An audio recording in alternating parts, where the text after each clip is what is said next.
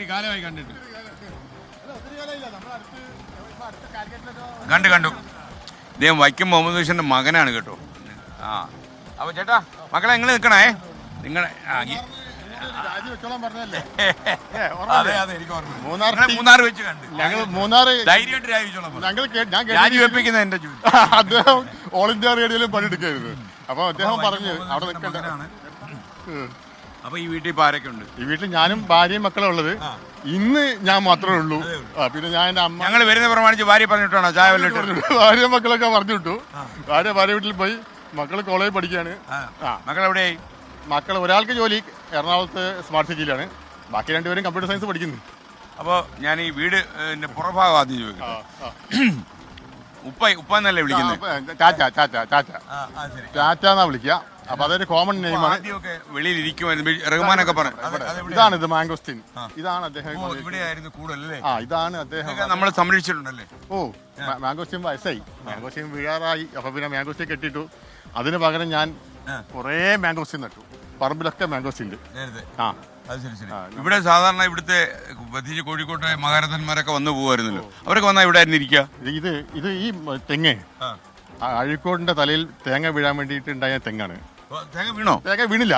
അപ്പൊ ഒരു ദിവസം ഇദ്ദേഹം ഇരിക്കുമ്പോഴേ മറ്റേ ജയകുമാർ ജയകുമാർ സാർ അന്ന് കളക്ടറാണ്. അപ്പൊ കളക്ടറായ ജയകുമാർ വന്ന് ഇവിടെ ഇരിക്കുകയാണ്. അപ്പൊ എല്ലാ ദിവസവും മിക്കവാറും ആഴ്ചകളിൽ വരും. ഒരു ദിവസം ജയകുമാർ സാർ ഇവിടെ ഇരുന്നപ്പം ചാച്ച പറഞ്ഞു ജയകുമാറെ മാറിയിരിക്കുന്നു. അപ്പൊ ജയകുമാർ സാർ അത് തമാശയാന്ന് വെച്ചിട്ട് മാറി ഇരുന്നില്ല. അതപ്പോൾ അദ്ദേഹം സാധാരണ പറയുന്ന പോലെ ഒന്നുകൂടി കനപ്പിച്ച് പറയും ജയകുമാറെ മാറിയിരിക്കുന്നു പറഞ്ഞു.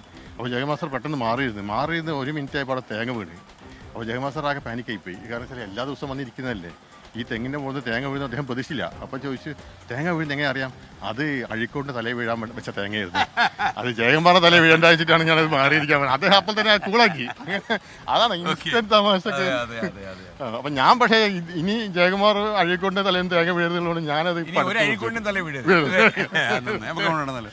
ഇനിയിപ്പം നമുക്ക് പ്രേക്ഷകരെ പരിചയപ്പെടുത്തേണ്ട വേറെ ഏത് സ്ഥലമാണ് പുറത്തുള്ളത്? നമുക്കിത് ഇതന്നെ നമ്മളെ വീട് നമ്മളെ ഭൂമിയുടെ അവകാശികളാണ് മൊത്തം. ഈ വീട് ഭൂമിയുടെ അവകാശികൾ. ഈ വീട് പറഞ്ഞാല് ഞാനിപ്പോ അവിടെ ഒറ്റയ്ക്ക് ഉള്ളെങ്കിലും ഈ വീട്ടിൽ നിറയെ ഇപ്പൊ കുറച്ചു മുമ്പ് വരെ നായകളും കുറുക്കന്മാരൊക്കെ പോയിട്ടുള്ളൂ. പിന്നെ പക്ഷികൾ ഇവിടെ ഈ സപ്പോട്ട മരം, ഈ സപ്പോട്ട മരത്തിൽ നിറയെ സപ്പോട്ട ഇതന്നേ ഉള്ളതാണത്. ഇതിനൊരു എന്നെക്കാട് വയസ്സുണ്ട് ഈ സപ്പോട്ടക്ക്. നമ്മള് മരം ഒന്നും മുറിച്ചിട്ടില്ല അല്ലേ? ഇല്ല നമ്മള് മരം അഥവാ മരം മുറിച്ച് അപ്പം നടും. വലിയൊരു മറ്റേ എന്തെങ്കിലും ഇതിൽ നിറയെ സപ്പോർട്ട് ഉണ്ട്. അപ്പൊ സപ്പോർട്ട് നമ്മുടെ ഈ വവ്വാല് വരും. വവ്വാലിനെ അറിയില്ല, ഭൂമിയുടെ അവകാശികളെ വവ്വാലിനെ വെടിവെക്കാൻ പോയിട്ടാണ്. അപ്പൊ നിറച്ച് വവ്വാലും പനമരവും വരും. അപ്പൊ ഈ പനമരുവിന്റെ ഒരു എന്ന് വെച്ചാൽ ഞാൻ രാത്രി അവിടെ കുലായിരിക്കുമ്പോഴേ ഈ പനമരം ഫാമിലി ആയിട്ട് വരും. വലിയ പനമരം, ചെറിയ പനമരം. പനമരം വന്നിട്ട് ഇങ്ങനെ നോക്കും നമ്മളെ. ഇത് എനിക്ക് അവകാശപ്പെട്ടതാണ്. അപ്പൊ ഞാൻ പറഞ്ഞു പൊയ്ക്കോ, വരും. അപ്പൊ അവരങ്ങനെ വന്നിട്ട് വളരെ കൂടുതൽ അവരവകാശം പറഞ്ഞാൽ കൊണ്ടുപോകും. അത് അവർക്ക് വിട്ടുകൊടുത്തു. അതേമാതിരി മാവിൽ നിറയെ മാങ്ങ ഉണ്ട്. മാങ്ങ മുഴുവൻ കിളികൾക്കാണ്. ചെറിയ കുഞ്ഞിക്കിളികളൊക്കെ വരും നിറയെ. അപ്പൊ ഇവിടെ എന്റെ രാവിലത്തെ പണി ഇവിടെ എന്തൊക്കെ മെയിൻറ്റെയിൻ ചെയ്യാൻ കുറച്ച് പാടാണല്ലോ. മെയിൻറ്റെയിൻ ചെയ്യാൻ പാടാണ്. അതല്ല എനിക്കൊന്ന് അന്ന് പുസ്തകം വായിച്ചിട്ടുള്ള ആൾക്കാർക്ക് ഇന്ന് പുസ്തകം വായിക്കുന്നത് കണ്ടാലും മനസ്സിലാവണം. മനസ്സിലാവണം. നമ്മൾ അത് ഒറ്റ ഇതിലൊരു തരി പോലും പോയിട്ടില്ല ഈ വീട്ടില്. അതാ ഒരു തരി പോലും പോവാത്ത രീതിയിൽ ഇപ്പോഴും സംരക്ഷിച്ചുകൊണ്ട്. അന്ന് ഇവിടെ ഈ നമ്മുടെ ലോക സാഹിത്യത്തിലേക്ക് ഇതൊക്കെ പരിഭാഷപ്പെടുത്തിയ ആഷർ, അതുപോലെ നമ്മുടെ റോബിൻ ജെഫറി, അപ്പൊ ഇവരൊക്കെ പിന്നീട് വിളിക്കാറുണ്ടായിരുന്നു. ആഷർ സാറ് മരിക്കുന്നതിന് 5 വർഷം മുമ്പ് വരെ നല്ല വന്നിട്ടുണ്ട്. ആഷർ സാർ അദ്ദേഹം മരിച്ച ആദ്യ വർഷം ഇവിടെ എല്ലാ ജൂലൈ 5-ന് ഒരു ഓർമ്മ ദിനമുണ്ട്. അപ്പൊ ആഷർ സാറ് അത് തുടക്കം കുറിച്ച് ആഷർ സാർ അതായത് ജൂലൈ 5-ന് അദ്ദേഹം മരിച്ചപ്പോൾ അത് കഴിഞ്ഞിട്ടൊരു 3 മാസം കഴിഞ്ഞ് ആഷർ സാർ വന്നു. അപ്പോൾ ആഷർ സാർ വന്നപ്പോൾ നമ്മൾ ഇവിടെ ഒരു അനൗദ്യോഗിക സ്വീകരണം പോലെ നടത്തി. അപ്പോൾ ഒരു 10-50 ആൾക്കാർ ആരും വിളിക്കാതെ തന്നെ വന്നു. അപ്പോൾ അന്നുണ്ടായ ഒരു ആശയം നമുക്ക് എല്ലാ ജൂലൈ 5-ന് ഇവിടെ കൂടാന്ന്. അപ്പോൾ കഴിഞ്ഞ ജൂലൈ 5-ന് പടിപടിയായി കയറി കഴിഞ്ഞ ജൂലൈ 5-ന് സന്തോഷ് ജോർജ് കുളങ്ങര വന്നത്. അപ്പോൾ അങ്ങനെ എല്ലാ ഇതിലും നമ്മളൊരു പ്രമുഖരായ ആരെങ്കിലും വിളിച്ചു വരുത്തി സംസാരിക്കാനും മറ്റേ ഈ അന്ന് 2000 കുട്ടികളാണ് ഈ വീട്ടിൽ ഈ പറമ്പിലുണ്ടായിരുന്നത്.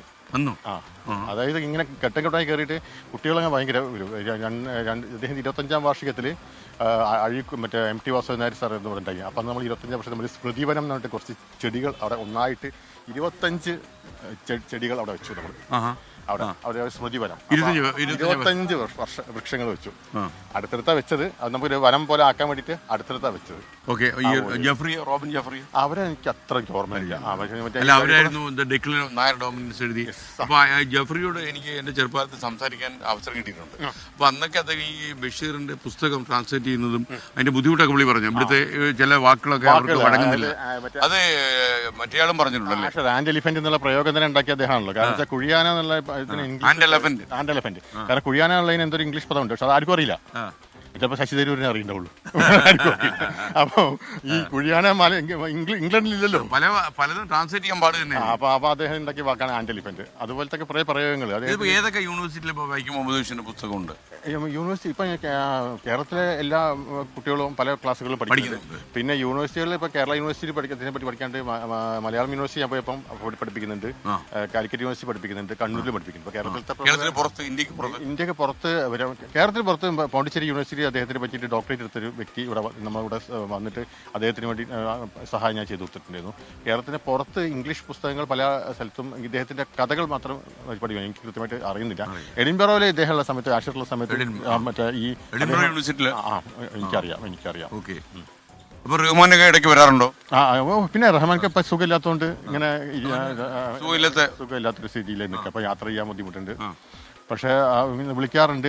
ഞാനിപ്പോൾ അടുത്ത് ഇവിടെ പോയിരുന്നു. മറ്റേ ബഷീർ പുരസ്കാരം കാഞ്ഞങ്ങാട് വെച്ചിട്ട് കനായി കുഞ്ഞിരാമന് കൊടുത്തിരുന്നു. അപ്പോൾ ആ ഫംഗ്ഷന് പോയിരുന്നു. ആ സമയത്ത് കണ്ടിരുന്നു.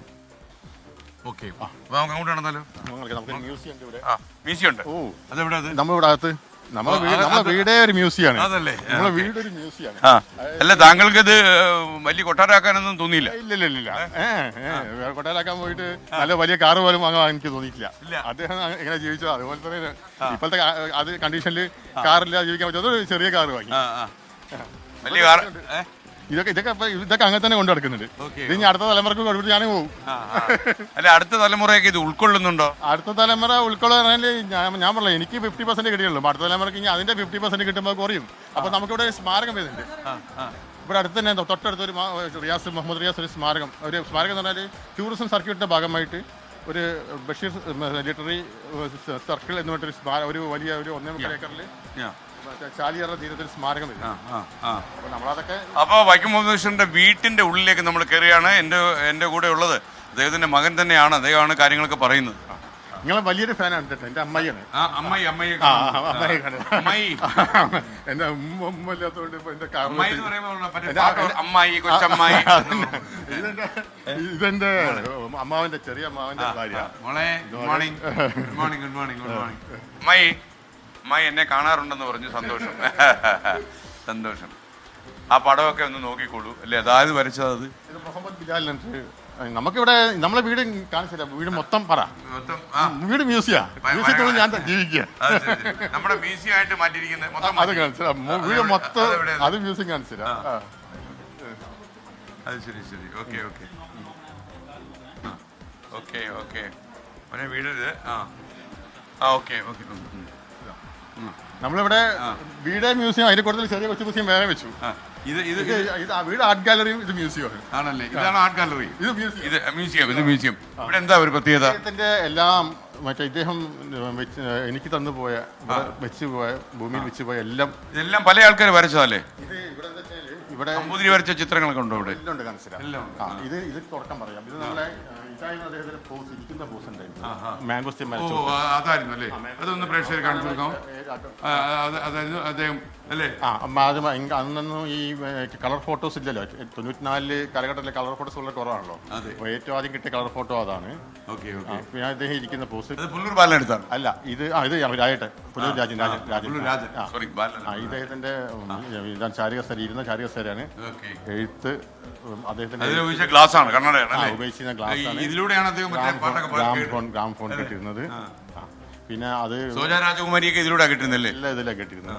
അപ്പൊ അതില് മറ്റേ പഴയ റെക്കോർഡ്സ് ഒക്കെ ഇത് വർക്കിംഗ് കണ്ടീഷൻ. ഇത് വർക്കിംഗ് കണ്ടീഷൻ ആണ്. ആണെങ്കിലും അവർ അത്ര അങ്ങോട്ടേക്ക് അത് കേൾക്കാന്ന് പറഞ്ഞാൽ ശരിയാണ്. അതൊരു ആ കാലമല്ലേ അല്ലേ?